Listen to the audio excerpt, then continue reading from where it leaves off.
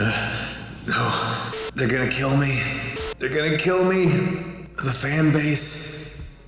On June 12th of 2021, Five Nights at Freddy's creator Scott Cawthon made a post to Reddit. It would be the final post he ever made to the subreddit. In the weeks that followed, we'd get videos from MatPat, Dawko, and other popular creators addressing the situation, but we'd never really hear from Scott again. He never comments when journalists reach out. Development of the series has been taken over by other studios, and even in the weeks leading up to Security Breach's release, Scott was nowhere to be found. A handful of extremists on FNAF Twitter had driven the series creator out of his own community, never to return. Scott Cawthon had always been revered amongst FNAF fans. Dawko's interview has over 6.5 million views. How was it that the series' beloved creator could be ostracized from his own fanbase seemingly overnight? 2 days before his final Reddit post, it had been revealed that in the years since FNAF's release, Scott had donated over $40,000 to a number of divisive political candidates. Most were Republican, and all had pretty poor voting records when it came to LGBTQ+ issues, and in particular, trans rights issues. The FNAF community has always had a large queer population, and naturally many fans found these allegations distressing. Thankfully, the FNAF Twitter community is known for being rational and never jumping to conclusions or taking things way too far. Thus, they calmly and patiently awaited Scott's response. Just kidding, as usual, FNAF Twitter decided to have a meltdown. My respect for Scott just went from 100% to 0% instantly. Well, that explains a few things, more specifically him wanting to hop on that NFT grift. Scott even started to receive threats to his home and his family. I hope Bonnie eats him. Okay, well, they were actually a lot worse than I hope Bonnie eats him, but I don't want to show the actual threatening messages. You know what's not bad though? The fact that we hit 200,000 subscribers. Thank you guys so much for subscribing. Unfortunately, things escalated, carving a massive divide in the FNAF community. The pro-Scott side argued that it was wrong or foolish to care about the man's beliefs and take them so personally, and the I stand with Scott hashtag emerged. The opposition countered that politics have a real impact on people's lives, especially for those who count themselves amongst the gay community.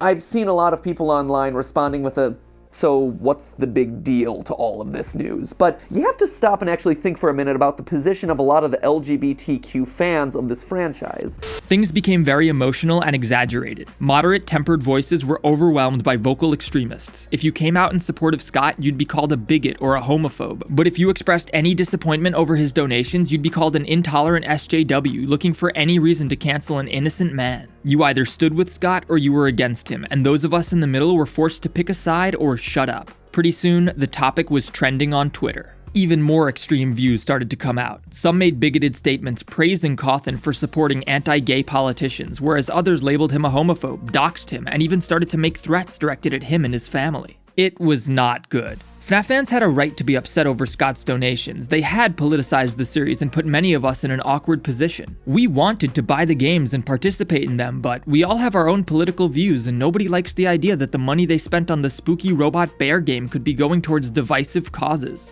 To know that their support of these games and their game's creator had wound up funding campaigns for people who are looking to withhold or remove their rights, to fund the elections of people who would forward legislation that treats them as less than human, yeah, that's gonna feel really horrible. Scott was entitled to his beliefs, but as long as he owned FNAF, it'd be better if he just avoided making political donations. FNAF isn't political, and I think everyone would agree that it shouldn't be made political. However, most FNAF fans aren't on Twitter. The FNAF community is huge, and while some favor Twitter as their social media platform of choice, most of us don't. The vast majority of FNAF-related engagement occurs on YouTube, but beyond that there's Reddit, there's GameJolt, there are countless Discords. It's a big community. As usual though, the controversy played out on Twitter, where most FNAF fans wouldn't participate. Instead, random keyboard warriors on Twitter, many of whom probably never even played FNAF, grabbed their pitchforks and started a mob because that's what Twitter does. The next thing we knew, the legitimate concerns of FNAF fans were pushed to the wayside by a snowballing hate mob seeking to destroy Scott personally. Things escalated. The next thing we knew, Scott was being called a homophobe, being doxxed, and even receiving threats that people were going to come to his house, and all while his wife was in the early stages of her pregnancy. 2 days later, Scott would respond, not on Twitter but on Reddit, explaining that he never cared much for Twitter anyway, which makes sense since Scott is a gentleman and a scholar. He began by explaining that he considered not addressing these allegations at all, but with so many people from the LGBT community and the fanbase that I love, that's not an option. This was a good start. Most of the community, including those upset about the donations, were tolerant of Scott's personal beliefs. We just didn't want FNAF mixed in with politics at all. Scott had no obligation to justify who he voted for or his religion or anything like that. We'd interacted with the man over the last 7 years, and we knew he was a good guy. We'd seen it countless times. Unfortunately, amidst the allegations of homophobia, the doxing, and the threats, Scott was pissed. Furthermore, he also seemed upset that the FNAF Twitter scene had so quickly turned on him and labeled him a homophobe in spite of all the years of goodwill. I'd like to think that the last 7 years would have given me the benefit of the doubt in regards to how I try to treat people, but there I was trending on Twitter for being a homophobe and getting doxxed, with people threatening to come to my house. Scott then went on to defend his political donations, which I'm not going to get into here. This isn't a video about politics. In a strange twist, Scott went on to mercilessly attack FNAF Twitter, lamenting that this explanation of his political beliefs was a waste of time. People don't want to discuss with one another anymore. They want endless apologies and submission. People who are expecting those from me will get neither. Scott was right. Trying to justify his political beliefs to those people was a waste, but unfortunately, he devoted the vast majority of his response to doing just that. He wasn't taking his own advice. You see, Scott's views were well known for years. The dude made Bible games prior to making FNAF. Everyone knew he was a Christian and probably a conservative, and it felt like the letter was written for the toxic haters on Twitter rather than the broader FNAF community.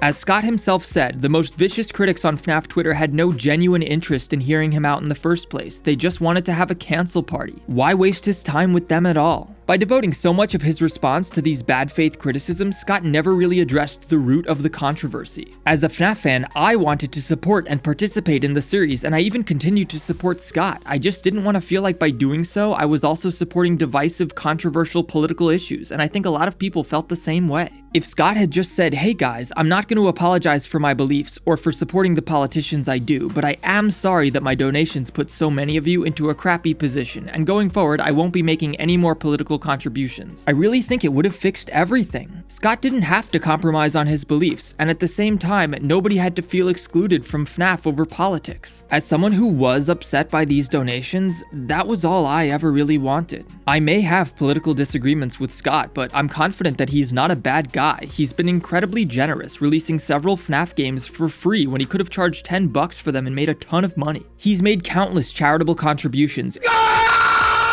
including $100,000 for St. Jude's Children's Hospital on MatPat's charity stream, then another $500,000 on MatPat's next charity stream. Most notably, Scott gave $50,000 during one of Daco's The Trevor Project charity streams. This one donation to an LGBT cause exceeds the amount that Scott has donated to politicians, ever.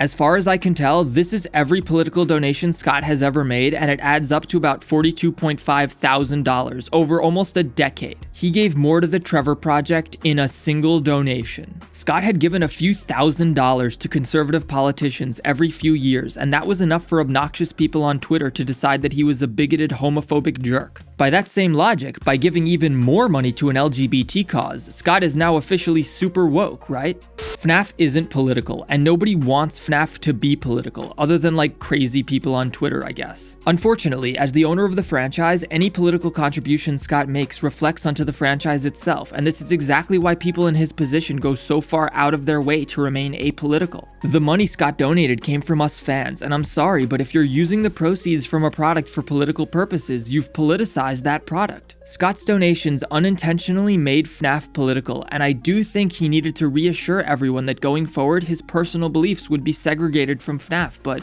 after that, there was no reason he couldn't stick around. Sadly, FNAF Twitter's toxic nonsense and propensity to argue spun the narrative from, hey, these donations put like half your fan base into a really awkward position, into Scott Cawthon sucks because he's a Republican and he made these donations. This caused people to attack Scott, harass him, dox him, and even threaten him, and that put the man on the defensive. When he went to make his statement, he was no longer thinking about the very legitimate concerns of us fans. He was focused on defending himself from the people harassing him on Twitter. They're gonna kill me! They're gonna burn my house down! These people were never going to hear him out in the first place, and Scott ended up devoting most of his statement to defending himself from fringe nutjobs that nobody took seriously anyway. It ultimately disregarded the countless FNAF fans who were genuinely upset, not by Scott's beliefs, but by his donations and the way that they indirectly politicized the FNAF series. In the wake of Scott's Reddit statements, the extremists on FNAF Twitter continued to argue. Kotaku, which is basically Twitter in website form, released this obnoxious article that started by making the valid point that you can't just expect your audience to not care about what you do with the money they gave you, but it went off the rails and started to get into individual politicians that Scott had supported and how they're awful and anti-trans and stuff. And yeah, they are, but that was never the point. Kotaku's article only further pushed the narrative towards Scott Cawthon is bad and has bad beliefs, and it only stirred up more hatred and anger. The article further fueled the flames. It just made the issue even more political by bringing in specific policies and politicians. Eventually, the controversy died down, but Scott never returned. Today, if you ask people what happened, they'll tell you either SJWs canceled Scott, They're gonna kill me. or that Scott is a bad man with bad political opinions. The truth is never so simple, though.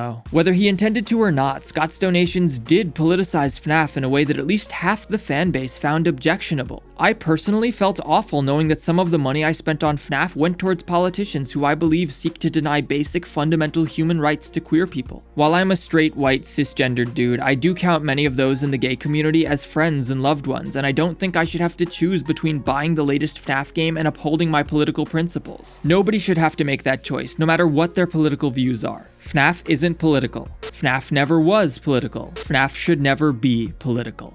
However, I didn't hate Scott Cawthon for having a different opinion from me. I didn't think it made him a bad guy. Who am I to say that my opinions are more correct than his or anyone else's? I wouldn't want anyone who disagreed with my opinions to think I was a bad guy. Furthermore, I still believe Scott cares way more about us fans than he does about politics, and I guess I just wanted his statement to reassure me of that. It didn't. It didn't even feel like it was addressed to the FNAF community in the first place. Of course, that was because a small group of people on FNAF Twitter decided to take things to the extreme and attempted to cancel Scott entirely over his political beliefs. This led to a witch hunt, doxing, threats, and ultimately pushed Scott to make such a defensive statement that failed to address the core issue most FNAF fans actually cared about. Shortly afterwards, Scott announced his retirement on his website, not Twitter. Thankfully, he didn't address the controversy whatsoever. Twitter is a place where the most extreme opinions tend to get the most traction. You can agree with something with just a click, whereas disagreeing requires engagement, and that only spreads the thing you disagree with further. It's a platform fundamentally designed to inspire outrage in people, and it leads to awful situations like this one, where a small fraction of the community was able to commandeer what should have been a reasonable and rational discussion and turn it into a witch hunt. They made it impossible to resolve without conflict, and now Scott Cawthon is gone, and he's probably not going to come back. Fuck Twitter, man. Those guys suck. In the wake of Scott's retirement announcement, the hashtag #ThankYouScott began to trend on Twitter. If that's not proof that the majority of FNAF fans always stood with Scott, I don't know what is. Thanks for watching.